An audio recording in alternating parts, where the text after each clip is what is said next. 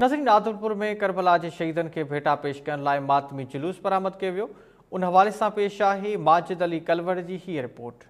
दीन इस्लाम की सरबरंदी लाइ शहादत माणींदड़ हज़रत इमाम हुसैन अलैहिस्सलाम हसन जान सां ॾिनल अज़ीम कुर्बानी के भेटा ॾियण लाइ आदलपुर जो ॻोठ अलाइर चाचड़ में 2 मातमी जुलूस बरामद थिया। ॻोठ अलाइर चाचड़ मां मेमण मौला जे रायब अली मेमण जी अॻुवाणी में मातमी जुलूस बरामद थियो। इमाम बारगाह इमाम ज़माना मां कुर्बान अली चाचड़ जी अॻुवाणी में मातमी जुलूस बरामद थियो। मातमी जुलूस में आदलपुर, खुआरा, खानपुर मार, घोटकी, बालाचखान छाणी ऐं 2 इलाइक़नि जा मातमी दस्ता शामिल थिया। निकितल मातमी जुलूस पंहिंजी रवाती रस्तनि खां थींदे इमाम बारगाह फातिमा ज़हरा सलामुल्लाह अलैह पहुतो, जिते अज़ादारनि पारां ज़ंजीरनि छुरनि सां मातम कयो, जंहिंमें केतिराई अज़ादार ज़ख्मी थी पिया। मातम बाद मजलिस अज़ा बर्पा कई वई, जंहिंखे मौलाना कलीमला चांडियो खिताब कयो। इन मौके ते शरीक अॻुवाणनि टाइम न्यूज़ सां ॻाल्हाईंदे चयो त घोटकी जा आसे पासे जा कुआरनि जा आदलपुर जा अज़ादार अची करे इमाम मज़लूम अलैहिस्सलाम जी अज़ादारी करे साइण के पुरसो ॾींदा इमाम हुसैन जो। ऐं इन जे करे इमाम हुसैन जो असां ते एहसान आहे।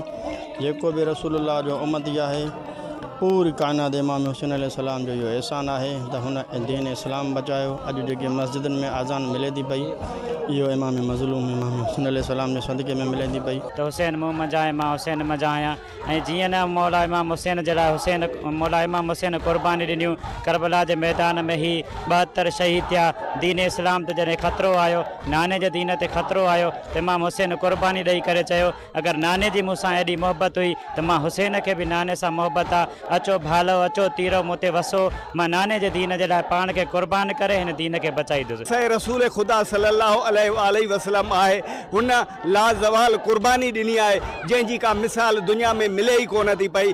हुन इस्लाम के बचाइण ख़ातिर, अल्लाह जी वहदानियत के बचाइण ख़ातिर 1,24,000 अंबिया जी उन मेहनत के बचाइण ख़ातिर मां हुसैन जहिड़ो तो यज़ीद जहिड़े जी बैयत कॾहिं बि न कंदो। ॻोठ अलाइर चाचड़ में योम आशूरा निकितल मातमी जुलूस उन अज़म सां पुॼाणी ते पहुतो त यज़ीदियत उन ॾींहुं ई ख़तम थी वई हुई, पर हुसैनियत जो अलम अॼु ॾींहं ताईं हमेशह बुलंद रहंदो। कैमरामैन गुलाब अली कलवड़ सां गॾु माजिद अली कलवड़, टाइम न्यूज़, आदलपुर।